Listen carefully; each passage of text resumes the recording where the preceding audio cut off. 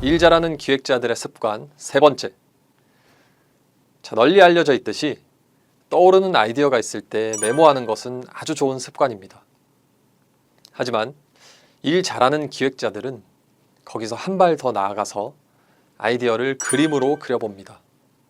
자, 그림으로 그려본다고 하니까 뭔가 너무 거창하게 느껴지시겠지만 사실 이 그림으로 그려보는 것도 굉장히 단순하고 크게 어렵지 않은 일입니다.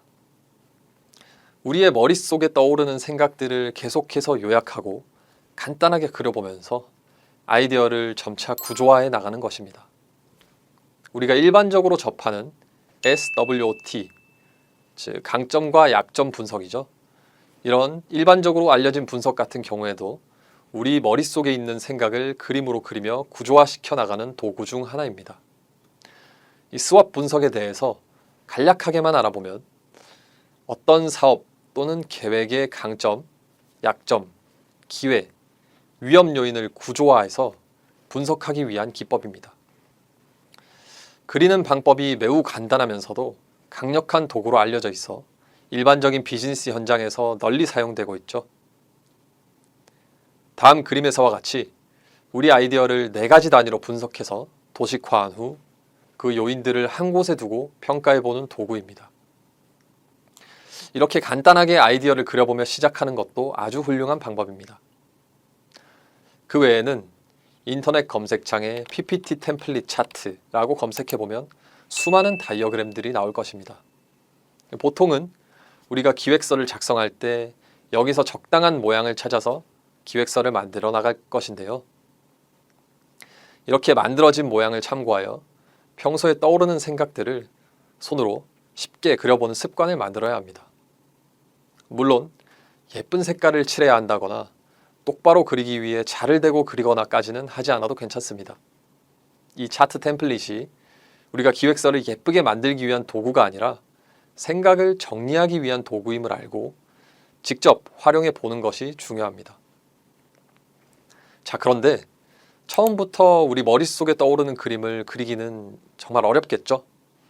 이 차트별로 어떤 특성을 가지고 있으며 또 어떤 상황에서 어떤 디자인을 사용해야 하는지는 우리 뒤에 강의에서 조금 더 자세히 학습해 보도록 하겠습니다. 대신 지금은 여러분들께 순서도를 그리는 방법을 알려드리겠습니다. 순서도는 프로그래밍 할 때 많이 사용하는 방식으로 알고리즘 표현의 기본이 되는 표현 방식 중 하나입니다. 순서도의 첫 번째 장점은 그림 실력이 전혀 필요 없다는 것입니다.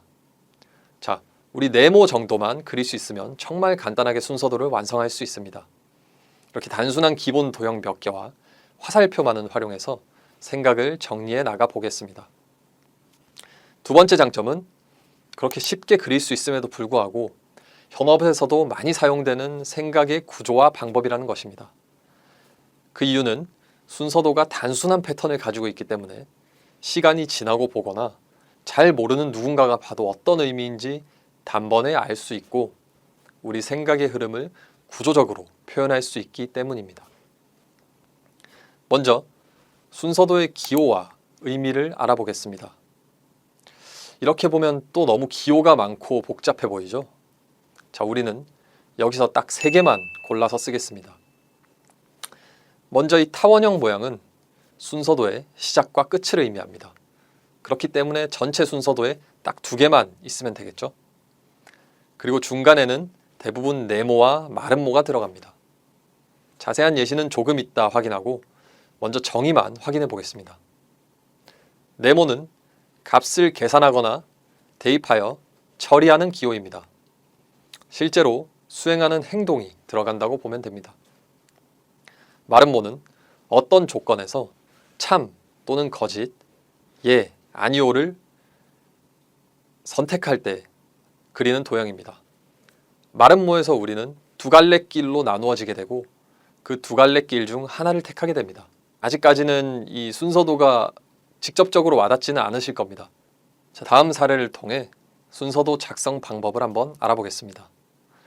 제일 먼저 순서도가 시작하면 하나의 질문이 나오게 됩니다. 매출이 증가했는가? 이 질문에서 우리는 2가지 대답을 할 수 있을 것입니다. 매출이 증가했다 또는 매출이 증가하지 않았다. 만약에 매출이 증가했다면 그 대답은 또 다른 생각으로 이어집니다. 매출은 증가했는데 과연 이 매출 증가가 일시적인 현상일까? 자, 그 일시적인 현상인가에 대한 대답도 예 또는 아니오로 이어질 것입니다. 그러면 우리가 생각을 할 때 매출이 증가했고 매출이 증가한 것이 일시적인 현상이라면 그에 따라서 비용을 통제해야겠다는 결론을 내릴 수 있을 것입니다. 그런데 매출이 증가했고 이것이 일시적인 현상이 아니라면 그 매출 증가분만큼 신규 투자를 단행한다는 결론 또한 내릴 수 있을 것입니다. 자, 이번엔 처음으로 돌아가서 매출이 증가하지 않았다면 그 매출이 증가하지 않은 이유를 분석하고 매출을 증가할 수 있는 방법을 찾은 뒤 기획안을 작성한다. 이런 결론을 도출할 수 있을 것입니다.